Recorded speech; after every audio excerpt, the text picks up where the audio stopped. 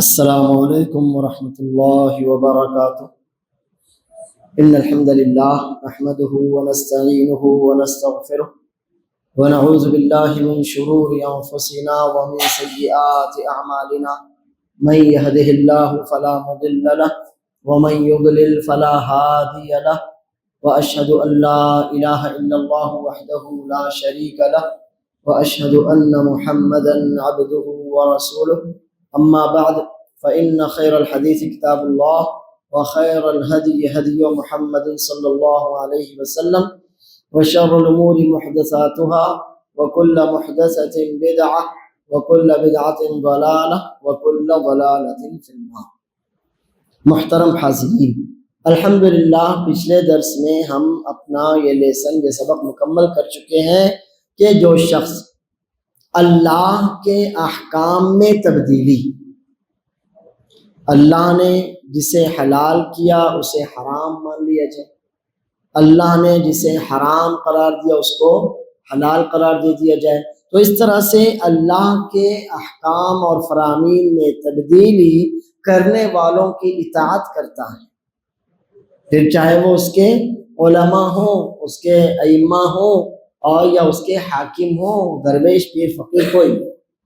تو جو شخص اللہ کے احکام میں تبدیلی کو لے کر اگر کسی کی اطاعت اور فرما برداری کرتا ہے تو ایسی صورت میں گویا ان لوگوں کو اپنا رب بنا لیتا ہے، کیونکہ اطاعت خالص اللہ کا حق ہے، اور کس چیز کو حلال کیا جائے کسے حرام کیا جائے یہ اللہ کا حق ہے. اب گویا ایسا بندہ اللہ تعالیٰ کا حق کسی اور کو دے رہا ہے، اس لیے وہ اس کو رب بنا رہا ہے. الحمدللہ ہم یہ درس مکمل کر چکے ہیں. اب اسی سے ملتا جلتا ایک اور موضوع ہے، اور وہ یہ ہے کہ اللہ عز و جل نے جب ہم کو دین دیا، ایک دین ہم کو دیا، اور اس دین میں اللہ تعالیٰ نے ہم کو ایک قانون بھی دیا ہے، ہمارا اپنا قانون ہے جو ہمارے رب اللہ عز و جل نے کلام پاک میں ہم کو دیا، یا رسول اللہ صلی اللہ علیہ وسلم نے اپنی سنت مبارکہ میں ہم کو دیا ہے. زندگی گزارنے کا ایک سسٹم، ایک نظام، جو کچھ دنیا میں رہتے ہوئے قوانین ہوتے ہیں، لاز ہوتے ہیں، وہ بھی اللہ عز و جل اور اس کے رسول صلی اللہ علیہ وسلم نے ہمیں دیے ہیں. مثال کے طور پر کہ جائیداد اس طرح سے تقسیم ہونا چاہیے، وصیت کے یہ احکام ہیں، قرض کے یہ احکام ہیں، نکاح کے یہ مسائل ہیں، طلاق کے اس طرح سے مسائل ہیں، خلا اور فسخ کے یہ مسائل ہیں، اور اس کے علاوہ جو انسانی ایک دوسرے کے ساتھ انسان ظلم کرتا ہے، زیادتیاں کرتا ہے، مثلا چوری کر لی یا کسی کو کوئی جانی مالی نقصان پہنچا دیا تو اس کی کیا سزائیں ہونا چاہیے، ان ساری چیزوں کا مجموعہ قانون کہلاتا ہے. تو اللہ تعالیٰ نے ہم کو ایک قانون دیا ہے، اللہ نے اپنے کلام میں اور رسول اللہ صلی اللہ علیہ وسلم نے اپنی سنت میں اس قانون کو واضح کیا ہے، اور بہت ہی زیادہ مضبوط شکل میں ڈھال کر وہ قانون ہمارے حوالے کیا ہے. تو اب جب ہم اللہ عز و جل پر ایمان رکھتے ہیں، جب ہم رسول اللہ صلی اللہ علیہ وسلم پر ایمان رکھتے ہیں، اس طور پر ہم اظہار کرتے ہیں، اعلان کرتے ہیں کہ اطاعت کا حق اکیلے اللہ تعالیٰ کو ہی ہے، ہم صرف اللہ تعالیٰ کی ہی اطاعت کرتے ہیں، ہم صرف رسول اللہ صلی اللہ علیہ وسلم کی ہی اتباع اور پیروی کرتے ہیں. جب ہم نے اللہ عز و جل کی توحید کا اقرار کر لیا، رسول اللہ صلی اللہ علیہ وسلم کی رسالت کو ہم نے تسلیم کر لیا، تو اب ہمارے اوپر یہ حق ہوتا ہے، یا اس توحید کا تقاضا یہ ہوتا ہے کہ ہم اپنا حاکم بھی اللہ تعالیٰ کو ہی مانیں، اپنا جج بھی اللہ کو ہی مانیں، اپنے تمام معاملات اللہ عز و جل کے سامنے پیش کریں. اب اللہ کی طرف سے جو فیصلہ ہو جائے ہم اس کو بالکل بغیر کسی تنگی کے، بغیر کسی چوچرا اور بغیر کسی ہچکچاہٹ کے خوش دلی کے ساتھ مان لیں، قبول کر لیں اور اس کو نافذ کر لیں. یہ توحید کا ایک تقاضا ہے. اور اسی بات کو لے کر اللہ تعالیٰ فرماتا ہے وَمَا كَانَ لِمُؤْمِنٍ وَلَا مُؤْمِنَةٍ اذا قضى الله ورسوله امرا ان يكون لهم الخيرة من امرهم، 22 پارے سورہ احزاب کی یہ آیت ہے۔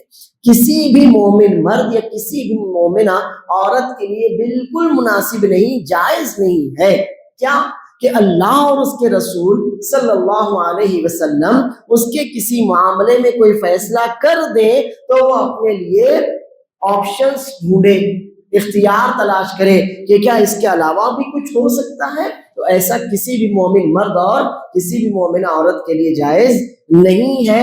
اللہ نے جو فیصلہ کر دیا، رسول اللہ صلی اللہ علیہ وسلم نے جو فیصلہ کر دیا، اب یہی آپ کے حق میں مناسب ہے، آپ کو اب اس کے علاوہ اور کوئی آپشن نہیں ہے۔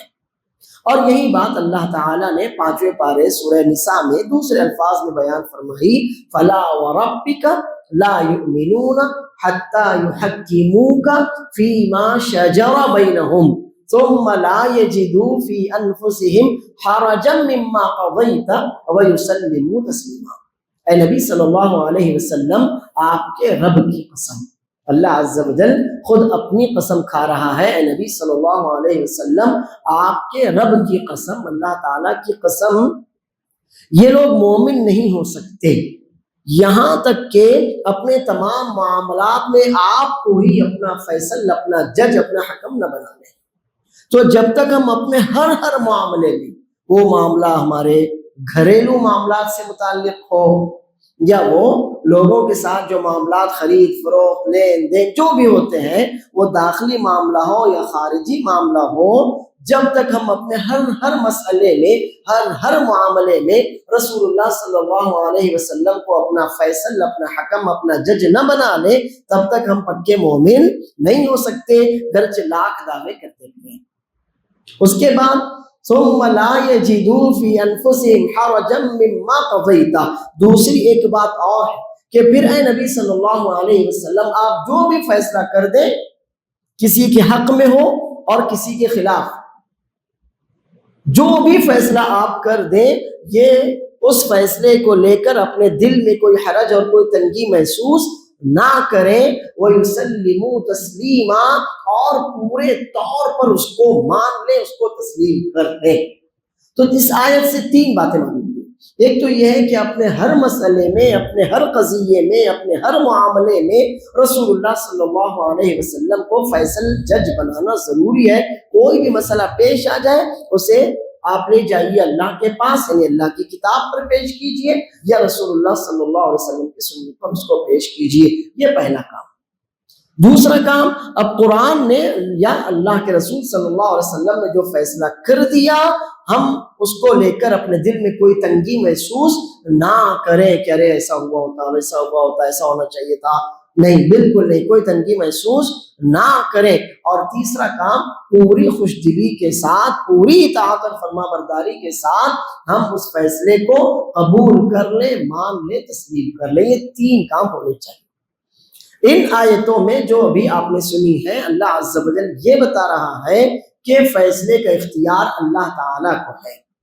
اور دوسری بات یہ کہ اگر آپ مومن ہیں، اللہ پر اور اللہ کے رسول صلی اللہ علیہ وسلم پر ایمان کا آپ کو دعویٰ ہے، تو اپنے ہر مسئلے کو اللہ کی کتاب پر پیش کیجئے، رسول اللہ صلی اللہ علیہ وسلم کی سنت پر پیش کیجئے، وہاں جو فیصلہ ہو جائے وہی آپ کے لیے کافی ہونا چاہیے۔ اب اسی بات کا ایک یہ جو آج انشاءاللہ ہم ٹاپک ابھی شروع کرنے والے ہیں، وہ اسی عنوان سے ریلیٹڈ ہے، اور وہ ہے آیت نمبر 60، 61 سے 3 آیتیں انشاءاللہ آئیں گی۔ اس میں اللہ عز و جل نے منافقین کا نقشہ کھینچا ہے۔ ہم نے آپ کو بتایا کہ توحید کا تقاضا یہ ہے کہ آپ اپنا حاکم بھی اللہ کو مانیں، جیسے اللہ عز و جل کی توحید کا تقاضا یہ ہے کہ اس کی اطاعت کی جائے 100% بغیر کسی شرط کے۔ تو جیسے توحید کا تقاضا مکمل طور پر اللہ عز و جل کی اطاعت ہے، ویسے ہی توحید کا تقاضا ہر اعتبار سے اپنے ہر معاملے میں اللہ تعالیٰ کو اپنا جج، اپنا حکم، اپنا فیصل مان لینا ہے۔ اب اگر کوئی شخص اللہ اور اس کے رسول صلی اللہ علیہ وسلم کے حکم پر عمل کر سکتا ہو پھر بھی نہ کرے تو ایسے لوگوں کے تعلق سے یہ آیتیں ہیں. تو ایسے لوگ توحید میں مکمل نہیں ہیں. ایسے لوگ اپنے آپ کو مومن کہتے ہیں لیکن در حقیقت وہ اندر سے مومن نہیں ہیں. الم تر الی الذین، کیا آپ نے ان لوگوں کو نہیں دیکھا، یعنی کیا آپ کو ان لوگوں کے بارے میں نہیں معلوم ہوا؟ آپ ایسے لوگوں کو نہیں جانتے کیا؟ یزعمون، جو یہ سمجھتے ہیں، ایسے دعوے کرتے ہیں، انہم آمنوا بما انزل الیک، کہ وہ ایمان لے آئے ہیں اس پر جو آپ کی طرف نازل کیا گیا. اور رسول اللہ صلی اللہ علیہ وسلم پر کیا نازل کیا گیا؟ قرآن اور سنت دونوں.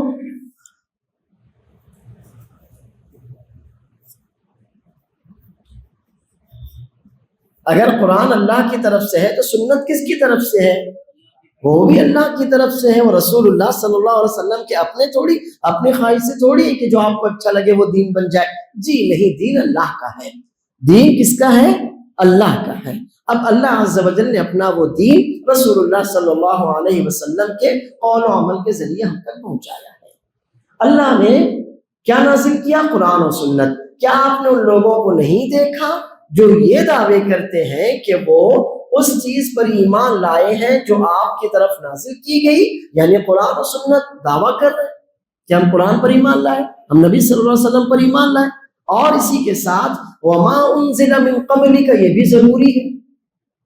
ہم تو تورات پر، انجیل پر، زبور پر بھی ایمان رکھتے ہیں کہ وہ اللہ تعالیٰ نے نازل کی تھی وہ کتابیں. ٹھیک ہے، آج وہ بدل گئی، وہ ایک الگ بات ہے، ورنہ اللہ نے تورات، انجیل، زبور، انجیل بھی نازل کی ہیں، اور در حقیقت وہ بھی اللہ کا کلام ہی تھی، لیکن بعد میں ان کے ماننے والوں نے ان کو بدل دیا.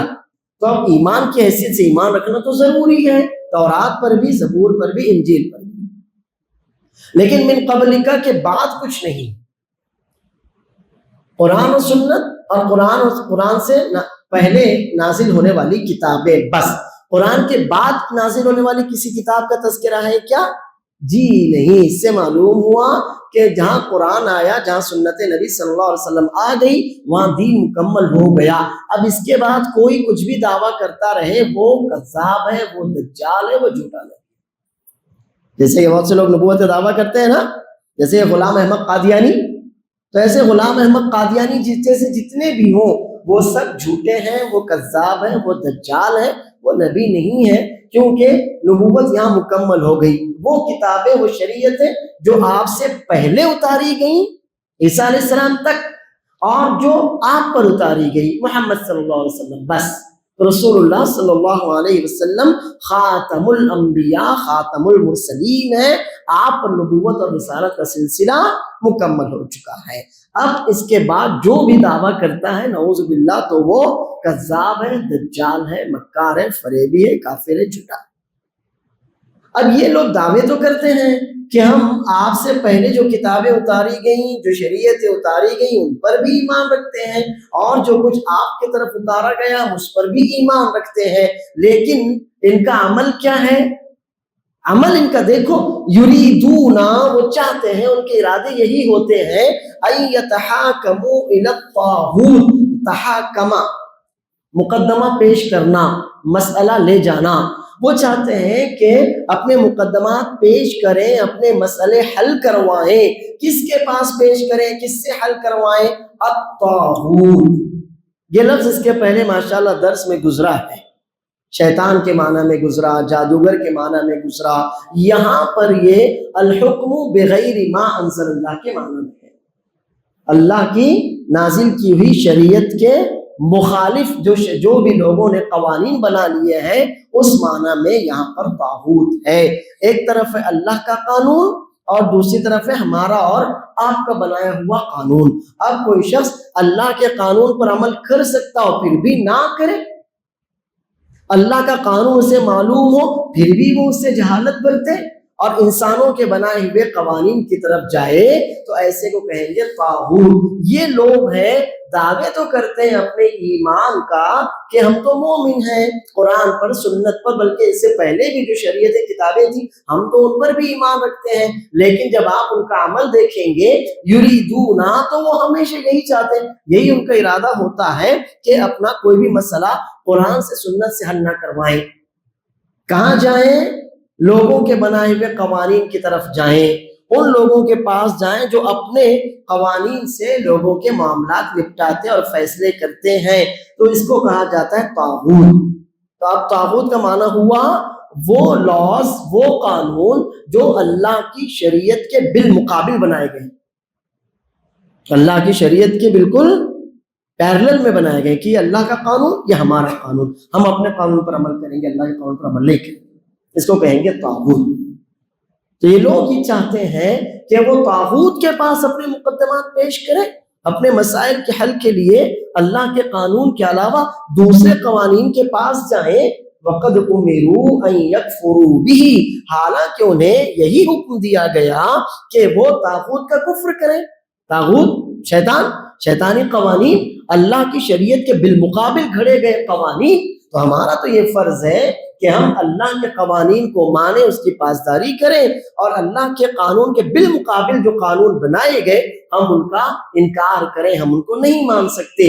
ان کو بھی یہی حکم دیا گیا تھا، لیکن کرتے اس کا الٹ ہیں۔ اب کیوں ایسا کرتے ہیں؟ وَيُرِيدُ الشَّيْطَانُ أَن يُضِلَّهُمْ ضَلَالًا بَعِيدًا، دراصل شیطان یہ چاہتا ہے کہ انہیں وہ گمراہ کر دے، کیسی گمراہی میں لے جا کر پھینک دے؟ دور کی گمراہی میں لے جا کر پٹخ دے کہ جہاں سے اب واپسی ان کے لیے ممکن نہ رہ جائے۔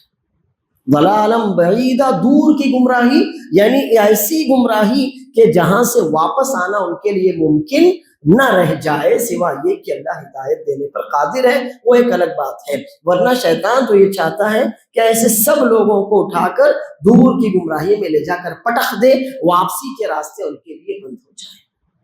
اللہ عز و جل نے اس آیت میں یہ بتایا کہ بہت سے ایسے لوگ آپ کو ملیں گے، آپ ان کو دیکھیں گے، آپ کو ان کے بارے میں خبر ملے گی کہ وہ اپنے مومن ہونے کا دعویٰ تو کرتے ہیں کہ ہاں مومن ہیں، اللہ پر، اللہ کے رسول صلی اللہ علیہ وسلم پر ایمان رکھتے ہیں۔ اب اس ایمان کا تقاضا یہ ہوا کہ ہم اپنا ہر مسئلہ اللہ سے حل کروائیں، کلام اللہ سے حل کروائیں، رسول اللہ صلی اللہ علیہ وسلم کی سنت سے حل کروائیں۔ ہونا تو یہی چاہیے تھا، یہ آپ کے ایمان کا تقاضا تھا، لیکن ان لوگوں کو آپ پائیں گے کہ یہ دوغلے ہیں، کہتے کچھ ہے کرتے کچھ ہے، کہنے کو اپنے آپ کو مومن ہونے کا دعویٰ کرتے ہیں، لیکن جب بات آتی ہے عمل سے ثابت کرنے کی تو یہ عمل سے ثابت کرنے میں ناکام ہو جاتے ہیں۔ اور یہاں پر ناکامی کس معاملے میں ہے؟ اپنے مقدمات کا فیصلہ غیر اللہ سے کروانے۔ یہاں پر جو ناکامی ہے، گمراہی ہے، وہ کس معنی میں ہے کہ اپنے مقدمات کہاں لے کر جاتے ہیں؟ اللہ کے علاوہ کی شریعت، اللہ کے علاوہ کے قوانین پر اپنے مقدمات لے کر جاتے ہیں۔ تو اب ان کی توحید اور ایمان کا تقاضا یہ تھا کہ اللہ کو اپنا جج مان لیتے، اپنا ہر مسئلہ اللہ سے حل کرواتے، لیکن ایسا نہیں کرتے، بلکہ اللہ کی شریعت اور قانون کے بالمقابل جو شریعتیں اور قوانین ہیں وہاں جاتے ہیں اور ان کے پاس اپنے مسائل حل کروانے کی کوششیں کرتے ہیں۔ تو یہ ہے طاغوت، اور یہ ان کی توحید کے ناقص ہونے کی اور ان کے مکمل طور پر مومن نہ ہونے کی دلیل ہے۔ یہاں تو اللہ عز و جل نے بس یہ کہا کہ آپ نے ان لوگوں کو نہیں دیکھا۔ اگلی جو آیت آ رہی ہے اس میں اللہ نے بتایا وہ کون لوگ ہیں۔ وَإِذَا قِيلَ لَهُمْ، اور جب ان سے کہا جاتا ہے، کیا کہا جاتا ہے؟ تَعَالَوْا، آؤ۔ کہاں جا رہے ہو تم؟ دوسرے قوانین سے کیوں فیصلے کرواتے ہو؟ تعالوا الی ما انزل اللہ، اللہ نے جو نازل کیا اس کی طرف آؤ، اپنے مسائل اس کے پاس پیش کرو۔ وَإِلَى الرَّسُولِ، رسول اللہ صلی اللہ علیہ وسلم کے پاس آؤ، یعنی قرآن اور سنت۔ اب رسول اللہ صلی اللہ علیہ وسلم تو ہے نہیں، اللہ عز و جل کے پاس اللہ کی شریعت، اللہ کا قانون، قرآن کریم۔ رسول اللہ صلی اللہ علیہ وسلم جب حیات تھے تو بے شک صحابہ کرام اپنے مسائل رسول اللہ صلی اللہ علیہ وسلم کے پاس لے جاتے تھے، لیکن جب رسول اللہ صلی اللہ علیہ وسلم نہیں ہے تو رسول اللہ صلی اللہ علیہ وسلم کی سنت۔ تو جب ان سے کہا جاتا ہے کہ آؤ، کس کی طرف آؤ؟ الی ما انزل اللہ، اس کی طرف جب اللہ نے نازل کیا قرآن کی طرف آؤ، وَإِلَى الرَّسُولِ رسول اللہ صلی اللہ علیہ وسلم کے پاس آؤ، رَأَيْتَ الْمُنَافِقِينَ اللہ نے بتا دیا کون لوگ ہیں یہ منافقین۔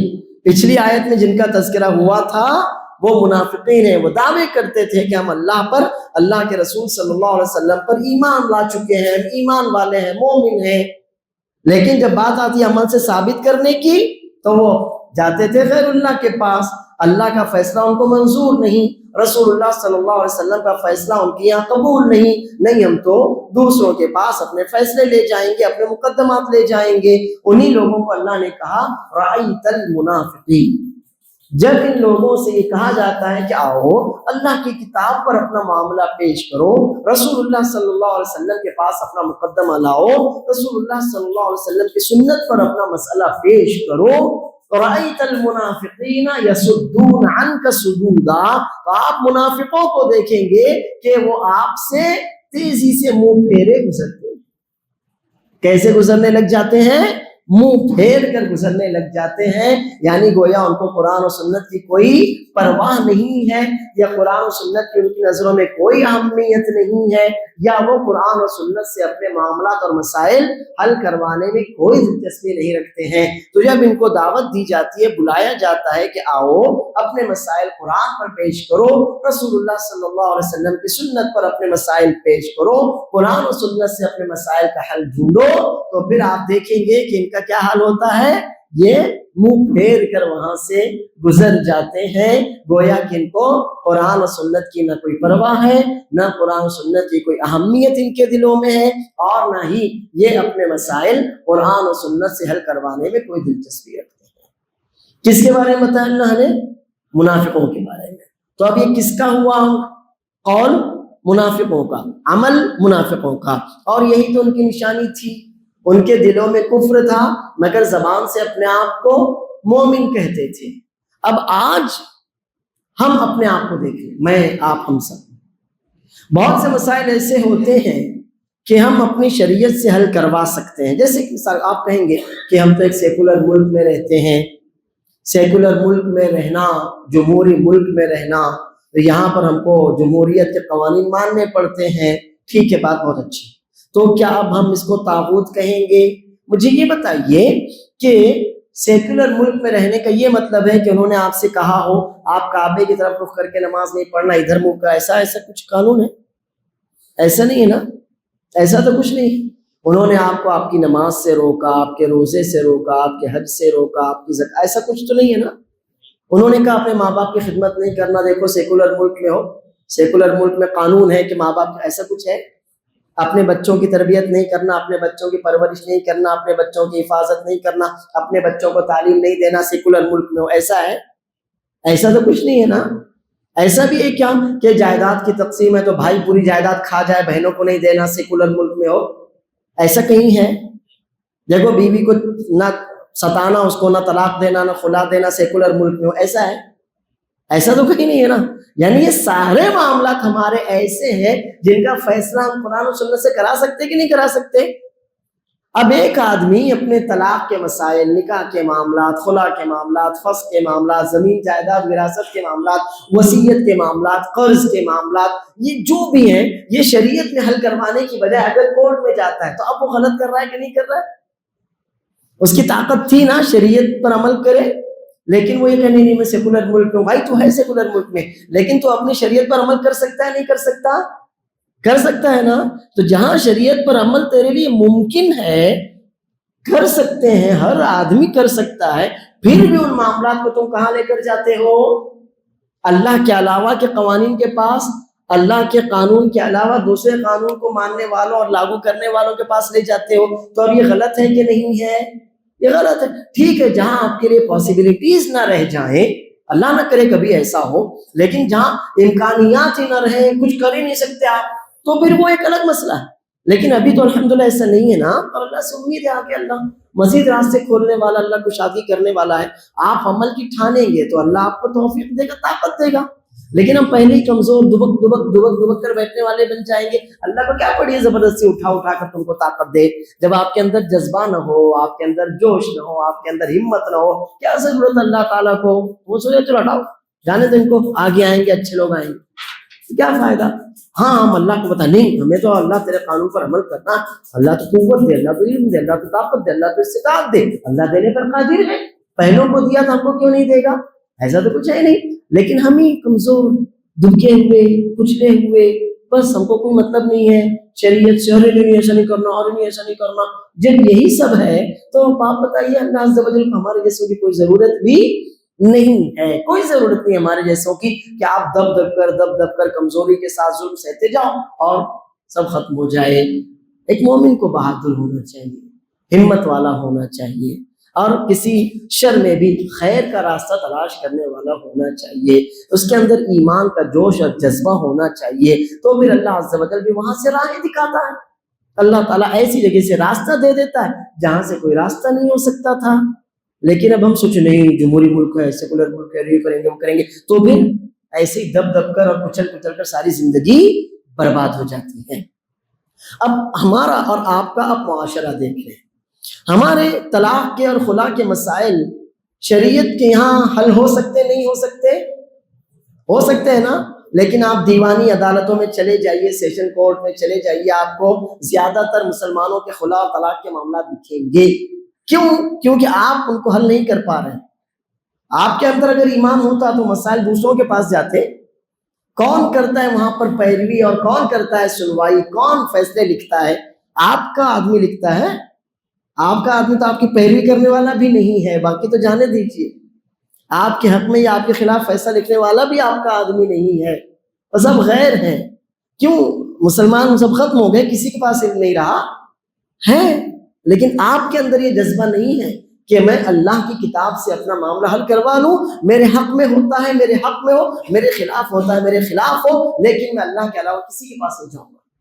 میں رسول اللہ صلی اللہ علیہ وسلم کی سنت کے علاوہ کہیں نہیں جاؤں گا. جو نبی کریم صلی اللہ علیہ وسلم فیصلہ کر دے مجھے منظور. میرے حق میں فیصلہ ہوتا ہے تو منظور, میرے خلاف فیصلہ ہوتا ہے تو منظور. زمین جائیداد آپ جائیں مسلمانوں کے یہاں, کورٹ دیکھیں آپ, کورٹ وکیل تو ایک بھی مسلمان نہیں ملے گا. سارے کے سارے آپ کو جتنے بھی موکل کہتے ہیں اردو میں, سارے کے سارے وہ آپ کو مسلمان ملیں گے. کیا ہے بھائی, وہ چاچا سے زمین کا جھگڑا ہے, وہ دادا سے زمین کا جھگڑا ہے, اور وہ ہمارے ماموں نے امی کی زمین بیچ دی ہے. یہ کیا؟ تو پھر اب آپ ہی بتائیے کہ جن معاملات کو ہم شرعی عدالت میں, شریعت کی عدالت میں حل کر سکتے تھے, قرآن نے راہ بتائی ہے, نبی کریم صلی اللہ علیہ وسلم نے آپ کو راستہ بتایا ہے, قانون دیا ہے, قانون پر عمل کرنا سکھایا ہے, آپ وہاں عمل نہ کریں تو اب یہی ہونے والا ہے. یریدون ان یتحاکموا الی الطاغوت. اللہ کا قانون موجود ہوتے ہوئے آپ غیر اللہ کے قانون کے پاس جاتے ہیں, وہاں ان سے فیصلہ کرواتے ہیں, تو اسی کو طاغوت کہتے ہیں. اور یہ حرکت کون کرتا تھا نبی صلی اللہ علیہ وسلم کے زمانے میں؟ منافقین کرتے تھے. اگر اس حرکت کی وجہ سے وہ منافقین کہلائے تو یہی حرکت کر کے ہم مومنین بننے والے ہیں. غلط تو غلط ہوتا ہے, اچھا آدمی کرے تو بھی غلط ہے, برا آدمی کرے تو بھی غلط ہے. اگر ایک آدمی اس غلط کام کو کر کے غلط بن رہا ہے تو دوسرا آدمی اس غلط کام کو کر کے اچھا کیسے بن سکتا ہے؟ تو اگر منافقین اس حرکت کی وجہ سے اللہ عز و جل کے یہاں ناراضگی کے حقدار قرار پائے, اللہ ناراض ہوا, ان کی برائی میں قرآن میں آیتیں اتاری اور ان کا برا نتیجہ اور انجام بھی بتایا, اور وہی حرکتیں کر کے ہم جنت میں جائیں گے, یہ آپ نے کیسے سوچ لیا؟ جس راستے پہ چل کے منافقین جہنم میں گئے, اسی راستے پہ چل کے ہم ماشاءاللہ جنت میں جانے والے ہیں. ایسا کیسے ہو سکتا ہے؟ ایسا نہیں ہو سکتا. تو ہم نے آپ کو بتایا کہ دیکھیے, یہ ذہن میں بات رکھیے کہ ہمارے جتنے بھی معاملات ہیں, جتنے بھی مسائل ہیں, ہماری شریعت ان کو حل کر رہی ہے. آپ کو الحمدللہ آزادی ہے, تو اب آپ کے لیے دوسری طرف جانے کا کوئی راستہ نہیں, کوئی گنجائش نہیں, آپ جا ہی نہیں سکتے. آپ اپنے دائرے میں رہتے ہوئے طلاق اور خلا کے مسائل حل کر سکتے نہیں کر سکتے؟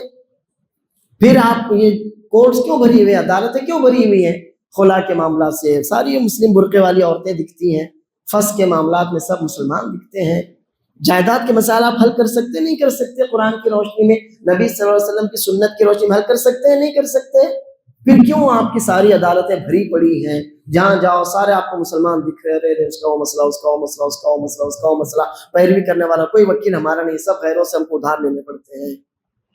تو جن معاملات میں ہم قرآن پر سنت پر عمل کر سکتے ہیں، الحمدللہ اللہ عز و جل کا فضل ہے، پھر بھی جب ہم عمل نہیں کر رہے ہیں تو پھر اب یہ ہوتا ہے کہ ویسے بھی تم عمل کر ہی نہیں رہے ہو نا، تو پھر یکساں سیول پر آ جاؤ بھائی، ویسے بھی کون سا تم عمل کر رہے ہو، زبردستی اپنے کو پرسنل اللہ چاہیے تمہارے کو، کون سا عمل کرتے ہو تم؟ تو جب کیسا ہوتا ہے اللہ کی طرف سے بھی جو دائرہ تنگ ہوتا ہے نا، اس کا سبب ہم خود بنتے ہیں۔ اگر ہم نے اپنے مقدمات اپنے یہاں حل کیے ہوتے، جو بھی معاملہ تھا ہمارا، نکاح کا ہوتا، ولیمے کا ہوتا، شادی کا ہوتا، جائیداد کا ہوتا، جو کچھ بھی معاملات تھے ہمارے، قرض کے ہوتے، لین دین کے ہوتے، جو بھی تھے، اگر ہم نے اپنے یہاں حل کر لیے ہوتے تو باہر والوں کو کی ہمت ہی نہ ہوتی کہ دخل اندازی کریں۔ لیکن جب دیکھ رہے ہیں کہ مسلمانوں کے سارے معاملات سے کورٹ بھرے پڑے ہیں، تو پھر کائے کو پریشان ہو اپنے پرسنل اللہ کو لے کر، چھوڑو اس کو، ویسے بھی کچھ نہیں کر رہا وہ، چلو آؤ ہمارے پاس آؤ۔ یہ ہوتا ہے۔ تو ہمیشہ یاد رکھیے، آپ کے گھر کے اندر جھانکنے کی جسارت کوئی آدمی اسی وقت کرتا ہے جب آپ کے گھر کی دیوار میں چھید ہو۔ تو اگر ہمارے قوانین جو مضبوط ہیں، اللہ کا قانون مضبوط ہے، ٹوٹ نہیں سکتا، رسول اللہ صلی اللہ علیہ وسلم نے جو بھی شریعت دی اتنی مضبوط ہے، قیامت آ جائے قانون نہ ٹوٹے، لیکن ہم اس پر جب عمل نہیں کرتے تو باہر والوں کو موقع ملتا ہے دخل اندازی کرنے کا۔ یہ ہمیشہ یاد رکھیے، ہمارے شرعی معاملات جب تک ہم مضبوطی کے ساتھ عمل کر رہے ہوتے ہیں، کسی کو بھی دخل اندازی کرنے کی اللہ تعالیٰ ہمت ہی نہیں دیتا۔ لیکن جب اندر سے ہی جسم ہمارا کمزور ہونے لگ جاتا ہے، آپ تھوڑا سا بہت میڈیکل سائنس سے جانتے ہوں گے، باہر کی بیماریاں یا وائرس یا جراثیم یہ ہمارے جسم پر اٹیک کب کرتے ہیں؟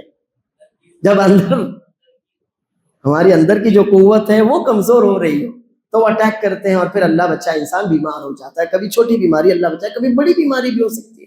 تو ہمارا دین کمزور نہیں ہے، ہمارے دین کے قوانین کمزور نہیں، یہ تو اللہ کے آفاقی قوانین ہیں، ہمیشہ سے ہمیشہ ان میں کوئی تبدیلی بھی ہونے والی نہیں۔ لیکن کیوں آج لوگ اس پر غلط نظر ڈال رہے ہیں کہ جو دیندار ہونے کا دعویٰ کرنے والے ہیں، ایمان رکھنے کا دعویٰ کرنے والے ہیں، وہ اندر سے اتنے کمزور ہو گئے ہیں کہ اپنی ذات پر ان قوانین کو لاگو نہیں کر پا رہے ہیں، اور اپنے ہر معاملے کے لیے وہ غیروں کی طرف دیکھ رہے ہیں کہ آپ آئیے ہمارے معاملہ سلجھائیے۔ تو غیر آپ کی شریعت کے اعتبار سے آپ کا معاملہ سلجھائے گا؟ جی نہیں، وہ اپنے اعتبار سے آپ کا معاملہ سلجھائے گا۔ سمجھ میں آئی ہماری بات؟ تو اب اللہ عز و جل نے یہ 3 آیتیں جو آپ نے پڑھی، 2 آیتیں، تیسری ایک اور آیت ہے، اس میں یہی بتایا کہ یہ حرکت منافقوں کی ہوتی ہے اور یہ توحید کے منافی ہے۔ جیسے آپ توحید کا دعویٰ کریں تو آپ غیر اللہ کی اطاعت نہیں کر سکتے، وہ توحید کے منافی ہے۔ ایسی جب آپ توحید کا دعویٰ کر رہے ہیں تو آپ اپنے فیصلے اللہ کے علاوہ کے پاس نہیں لے جا سکتے، وہ بھی توحید کے منافی ہے۔ تیسری ایک اور آیت ہے جو ابھی میں نے اتنا آپ کو لیکچر دیا نا، سمجھ میں آیا نا؟ اب وہ آیت آپ سنیے تو آپ کو سمجھ میں آئے گا کہ میں جو کہہ رہا ہوں وہ کتنا سچ ہے۔ یہاں تک 3 آیتیں مکمل ہوتی ہیں جو شیخ الاسلام محمد بن عبد الوہاب رحمہ اللہ نے اس چیپٹر کے تحت ذکر کی۔ آگے اور آیتیں انشاءاللہ اگلے درس میں آنے والی ہے۔ اب جو میں نے آپ سے اتنی باتیں کہیں کہ غیروں کو کب ہمت ہوتی ہے ہمارے گھر میں جھانکنے کی، اس کا یہ آیت اس کی وضاحت ہے۔ فَكَيْفَ إِذَا أَصَابَتْهُمْ مُصِيبَةٌ، اس وقت کیا حال ہوگا جب ان پر کوئی مصیبت آ جائے، کب؟ بِمَا قَدَّمَتْ أَيْدِيهِمْ، ان کی حرکتوں کی وجہ سے، جو کچھ انہوں نے آگے اعمال بھیجے، جو ان کی کرتوتیں ہیں، جو ان کی حرکتیں ہیں، جو ان کے کالے کارنامے ہیں، ان کارناموں کی وجہ سے جب ان پر مصیبت آتی ہے۔ بات ہو گئی کلیئر؟ تو آج ہمارا مسلم پرسنل بورڈ جو پریشانی کا شکار ہے، حرکت کس کی ہے؟ وہ ہماری ہے۔ وقف بورڈ جو تکلیف میں مبتلا ہے، حرکت کس کی ہے؟ ہماری، ورنہ غیروں میں اتنی سکت نہیں تھی۔ اگر ہم قانون کے پاسدار ہوتے اللہ عز و جل اور رسول اللہ صلی اللہ علیہ وسلم کے دیے گئے قوانین اور شریعت کے محافظ نگہبان ہوتے، اس کو لاگو کرنے والے ہوتے، اپنے تمام معاملات اللہ کی کتاب اور رسول اللہ صلی اللہ علیہ وسلم کی سنت کے مطابق حل کرنے والے ہوتے، تو غیر اللہ کو نہ آپ کی وقف پراپرٹی کی طرف دیکھنے کی دوستوں کو جسارت ہوتی، نہ آپ کے مسلم پرسنل بورڈ کے تعلق سے کچھ بولنے اور اسے ختم کرنے کی بات کرنے کی ان کے اندر ہمت ہوتی، ہو ہی نہیں سکتا تھا۔ لیکن جو کچھ آپ دیکھ رہے ہیں، جو کچھ آپ سن رہے ہیں، یہ کرتوت کس کی ہے؟ اللہ نے خود بتایا۔ دیکھو کب حالات بدلتے ہیں، بما قدمت ایدیہم، جو ان کی کرتوتیں اور ان کے کارنامے ہوتے ہیں نا، غلط سلط برے سب، ان کی وجہ سے جب مصیبت میں پڑتے ہیں، ان پر مصیبتیں آتی ہیں، تو اب آپ کے پاس آتے ہیں، باقی یحلفون باللہ، اللہ کی قسمیں کھاتے ہیں، ان اردنا الا احسانا و توفیقا، ہماری نیت تو اچھی تھی، ہم تو سب اچھا کرنا چاہتے تھے، ہمارا ارادہ برا نہیں تھا، ہم تو لوگوں کو قریب لانا چاہتے تھے۔ احسان یعنی بھلائی، اور توفیق یعنی لوگوں کو باہم ملانا۔ ہم تو غیروں کو قریب کرنا چاہتے تھے، ہم تو غیروں سے قریب ہونا چاہتے تھے تاکہ ان کے دلوں میں اسلام کی طرف میلان اور رغبت پیدا ہو۔ ایسی جھوٹی قسمیں وہ آ کر آپ کے سامنے کھاتے ہیں۔ کب کھاتے ہیں قسمیں؟ جب مصیبت میں پڑتے ہیں۔ اور مصیبت میں کیوں پڑتے ہیں؟ کیوں پڑتے ہیں؟ بما قدمت ایدیہم، اپنی حرکتوں کی وجہ سے۔ اللہ عز و جل نے کلیئر کر دیا کہ اللہ کے قوانین پر جب تک عمل ہوتا رہے گا آپ مصیبت میں نہیں پڑیں، لیکن جب آپ اللہ کے قوانین کو پیٹھ کے پیچھے ڈال کر غیر اللہ کے پاس جائیں گے اپنے مقدمات لے کر، تو یقیناً آپ مصیبت میں پڑنے والے ہیں، اور وہ آج آپ دیکھ رہے ہیں۔ تو ہمیں اللہ سے دعا بھی کرنا چاہیے کہ جو مصیبت آئی ہوئی ہے جس شکل میں بھی، اللہ تعالیٰ اس کو دفع کرے۔ اور ہاتھ پر ہاتھ دھرے بیٹھے بیٹھے دعائیں کرنے سے سب کچھ تھوڑی ہو جاتا، اس کے لیے محنت بھی کرنی پڑتی ہے، کوشش کرنی پڑتی ہے، اپنے اعمال کو سدھارنا پڑتا ہے۔ تو اب دو کام ہم پر ضروری، ایک تو یہ کہ جن حرکتوں کی وجہ سے مصیبت آئی ہوئی ہے ان ساری برائیوں سے توبہ کریں، ان کو سدھارنے کی، اصلاح کی کوشش کریں۔ الا الذین تابوا واصلحوا، ایک تو توبہ کریں، چھوڑیں وہ ساری بری عادتیں، بری حرکتیں، برے کام، غلط کام، اور جو غلط ہو گیا اس کو چھوڑ کر اصلاح کی کوشش کریں کہ اب جو ہوا چھوڑو، اب اصلاح کی جو گنجائش ہو سکتی ہو، اصلاح کی جو صورت نکل سکتی ہو، اس سمت میں ہم تیزی کے ساتھ محنت کرنے، کام کرنے لگ جائیں۔ اور دوسری بات، اللہ تعالیٰ سے دعائیں، اگر ہم اپنی دعاؤں میں سچے ہوں گے، اگر ہم اپنی محنتوں اور کوششوں میں سچے ہوں گے، اللہ عز و جل ضرور نوازے گا۔ لیکن بس بیٹھے بیٹھے دعا کر رہے ہوں اور تقدیریں بدل رہی ہوں، ایسا نہیں ہوتا۔ دعا کر رہے ہوں، دعا سے تقدیر بدلتی ہے نا، ایسے بیٹھے بیٹھے ایک آدمی بیمار ہو گیا کینسر میں، اللہ اچھا کر دے، اللہ اچھا کر دے، ایسے تھوڑی اچھا ہوتا۔ اس کے لیے اللہ نے دوا اتاری ہے، چلو دوا کرو، اولاد نہیں ہو رہی، اولاد نہیں ہو رہی، شادی نہیں کی، اولاد کہاں سے ہوگی؟ ایسے تھوڑی ہوتی۔ دعا سے تقدیر بدلتی ہے، لیکن بیچ میں ایک چیز اور ہے جو آپ بھول جاتے ہیں، اور وہ کیا ہے؟ کام، محنت، سبب اختیار کرو، اللہ پہ بھروسہ رکھو، اللہ سے دعا مانگو، لیکن اسی کے ساتھ ساتھ کیا کرو؟ سبب بھی اختیار کرو، کام بھی کرو۔ تو اب جو بھی مسائل ہمارے پاس ہیں، سب سے پہلے تو یہ کہ ہمیں اللہ سے توبہ کرنا، اللہ جو بھی ہوا غلط ہم نے کر دیا، اللہ معاف کر، اللہ حالات سدھار، اور پھر کوشش کرنا ہے، محنت کرنا ہے، اس کے لیے جو بھی قربانی کی اللہ نہ کرے ضرورت پڑے، پھر بھی جو بھی قربانیاں ضروری ہو جاتی ہیں وہ ساری قربانیاں بھی ہم کو دینی ہیں، تو انشاءاللہ ضرور حالات بدلیں گے۔ یہ جو آیتیں آج ہم نے دیکھی، ان میں اللہ عز و جل نے یہ بتایا کہ دل میں کچھ اور باہر کچھ، یہ مومن کا شیوا نہیں ہے، یہ منافقوں کا کام ہے۔ دوسری بات اللہ عز و جل نے یہ بتائی کہ مومن تو وہ ہوتا ہے جو ایمان کا دعویٰ کرنے کے بعد اپنے عمل سے اس کو ثابت کر کے بتاتا ہے، اور منافق وہ ہوتا ہے جو ایمان کا دعویٰ کرتا ہے مگر وہ اپنے دعوے میں جھوٹا ہوتا ہے، اس کے قول اور عمل میں تضاد ہوتا ہے، اختلاف ہوتا ہے۔